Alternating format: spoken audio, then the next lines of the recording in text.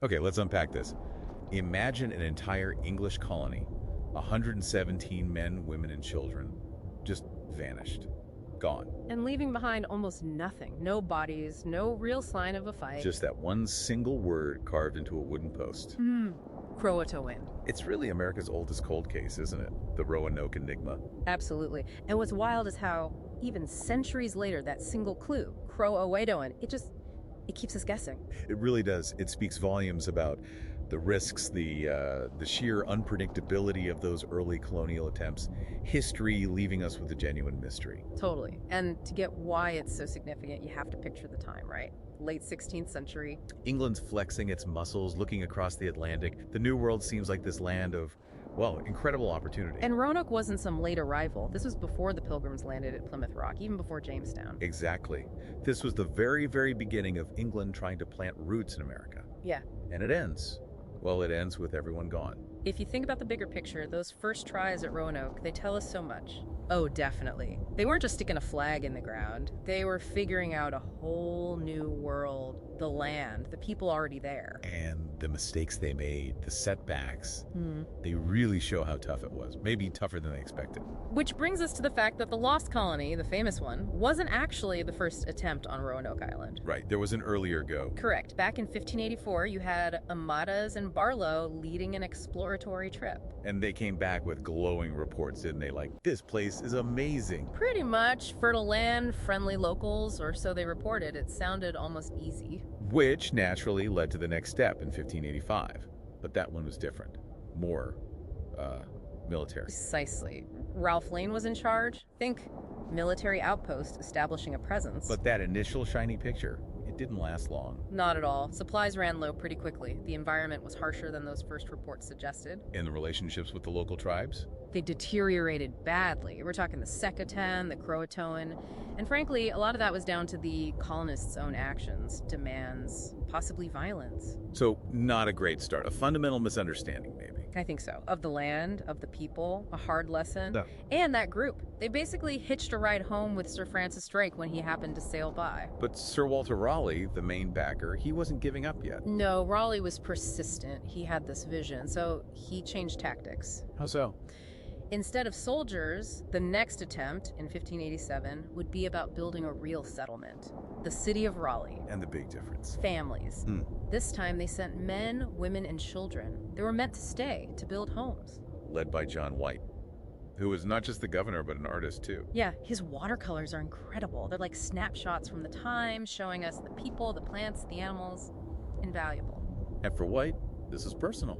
His own daughter was part of the colony. Right, his pregnant daughter, Eleanor Dare, and her husband, Ananias.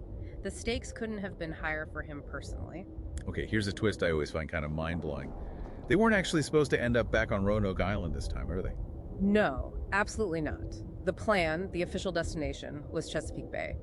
Further north seemed more promising, better harbor. So, what happened? Why land back at the old, somewhat abandoned spot? That's a huge point of debate. The pilot, Simon Fernandez, basically refused to sail them any further north. But why? Any ideas?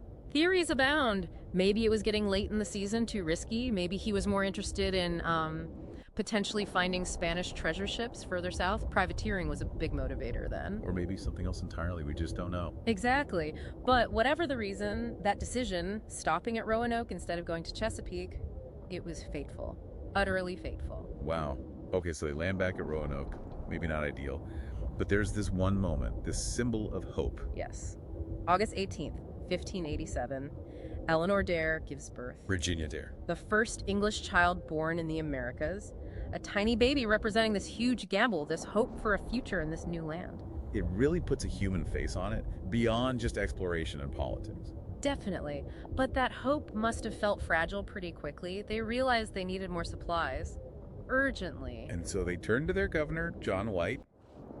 They essentially pleaded with him to go back to England. He really didn't want to go. You can read his accounts. He was worried about leaving them, worried about what might happen. Understandable. But they insisted. They needed those supplies. He agreed, promising he'd be back as fast as possible. A promise he fully intended to keep. But history had other plans. Tragically, yes. White sails back to England, ready to organize the relief mission, and he runs smack into a major international crisis. Spanish Armada. The Spanish Armada, Huh. 1588.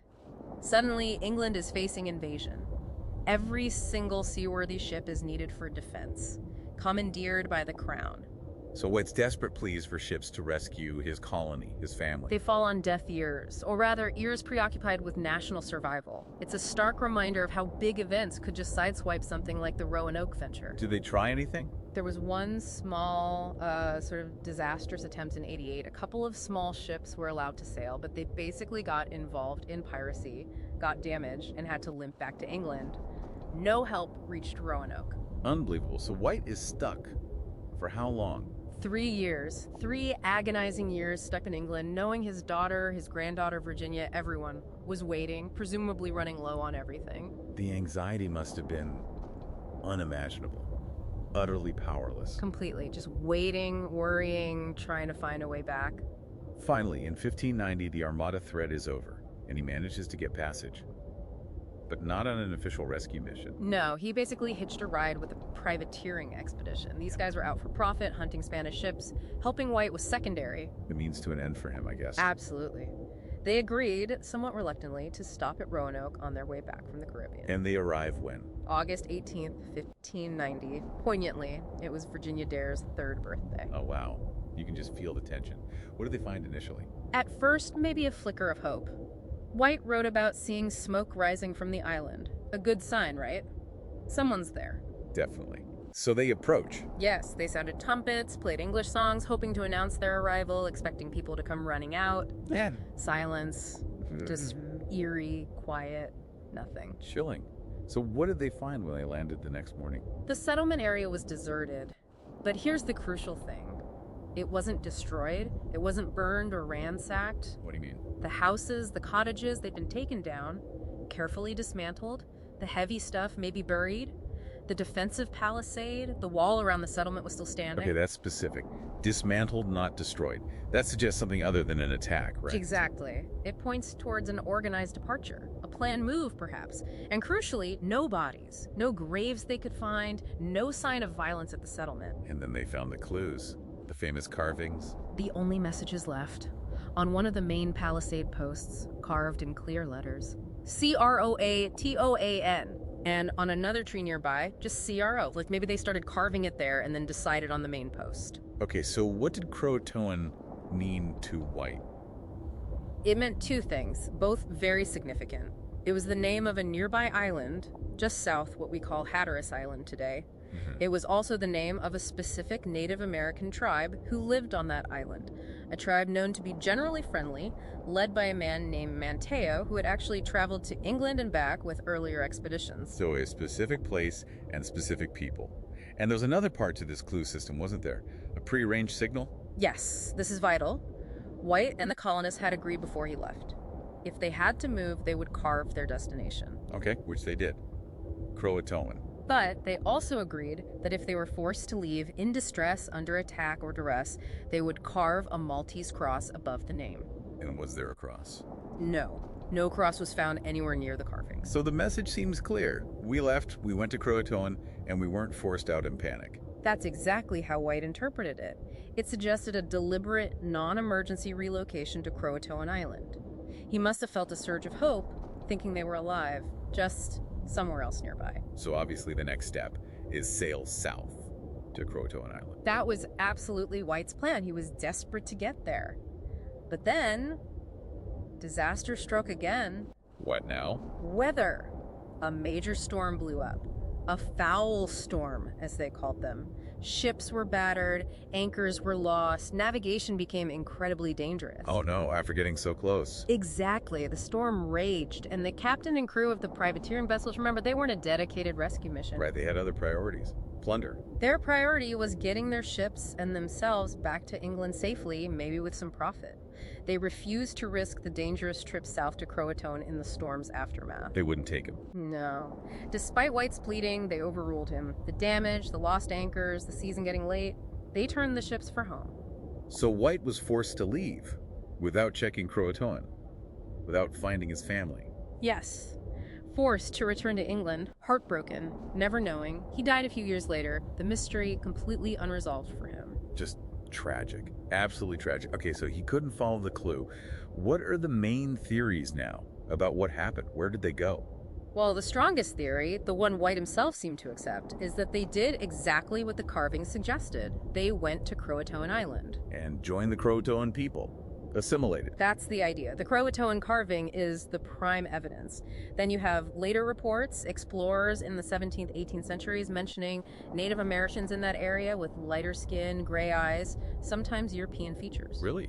Like descendants? Possibly. There are also stories of them having English surnames, knowing some English words, or having oral traditions about ancestors coming from Roanoke. The Lumbee tribe in particular has strong oral traditions connecting them to the colonists. Is there archaeological proof on Hatteras Island? There's been archaeology, yes. Some finds are intriguing bits of European pottery, maybe tools found in native contexts, but nothing that screams, here's where 100+ English people lived. No definitive large-scale proof of the entire colony relocating and integrating there, but it's still the leading theory. It feels plausible, especially with the clue. What about other ideas, like the Spanish? They were the big enemy. The Spanish threat was real. They'd wiped out a French colony in Florida earlier, so could they have found Roanoke and destroyed it? Possible. What? Two things. One, the Spanish were meticulous record keepers, especially about military actions against rivals. There's no Spanish record of an attack on Roanoke in that time frame. Oh. And two, again, the site itself. Dismantled houses, no signs of a battle. Doesn't really fit a Spanish attack scenario, at least not right there at the settlement. Maybe later captures, but not a wipeout at the fort. Okay, what about moving somewhere else? Not Croatoan, but maybe inland. That's another possibility. The dismantled houses could support a planned move to a different location. Maybe the original Chesapeake Bay target, or somewhere up the rivers. And isn't there some recent archaeology related to that? Site X? Yes, exactly. Archaeologists have been working at a site, nicknamed Site X, further inland along the Chowan River, and they've found English pottery, European artifacts, mixed in with native artifacts from the right time period. Interesting, so maybe they went there. It suggests some English presence or interaction there, but was it the whole colony? Or maybe just a smaller group, a splinter faction that tried their luck inland while others went to Croatoan? We don't know for sure. It complicates the picture. What about just the grim realities? Starvation, disease, maybe fighting amongst themselves. Always possibilities in that era. Those dangers were constant. But again, how does that fit the evidence at the site? Right, why dismantle the houses if you're starving or dying of disease? Exactly. And where are the bodies? You'd expect some evidence of mass death if disease or starvation wiped them out right there. The carving Croatoan also doesn't fit well with just dying in place. Fair point. Okay, one more slightly desperate theory. Could they have tried to sail back to England themselves? In those small boats they had, the pinnaces. It's been suggested. A truly desperate gamble. If they tried and were lost at sea. Well, that explains why no trace was ever found. But it clashes with the carving, right? It does. Why carve Croatoan if your plan is to sail east across the Atlantic? It seems contradictory. Possible maybe if plans change drastically, but less likely than assimilation or moving elsewhere locally. And then there are the wilder tales, right? Supernatural stuff, taken by aliens. We could probably park those. Yeah, while the mystery invites speculation, the most likely answer involves the known factors. Human choices, the environment, interaction with native groups. It's complex enough without needing purely mythical explanations. It's amazing that people are still looking. Archaeologists, like the First Colony Foundation, they're still digging, still searching. Absolutely, and every little find, a shard of pottery, a rusty nail in the right context adds a tiny piece to the puzzle. It shows how much this story still grips us, the desire to know what happened. It really is more than just history, isn't it? Yeah. The Lost Colony. Yeah. It's sort of baked into the American story, this early dream that just evaporated. It's about hope, ambition, incredible hardship, and profound uncertainty. It reminds you that history isn't just dates and facts, it's people. People with families, fears, dreams. And in this case, people whose final chapter remains unwritten. That image of White seeing the smoke, then the silence, the carving, the storm, it's just haunting. Which really leads to the big question we always come back to, and maybe one for you listening. Thinking about the clues, the theories, the lack of concrete proof. What do you think happened to them? Where did the lost colonists go? It's a question that lingers, doesn't it? like the wind blowing over Roanoke Island today, still carrying the echo of those missing people in that single cryptic word.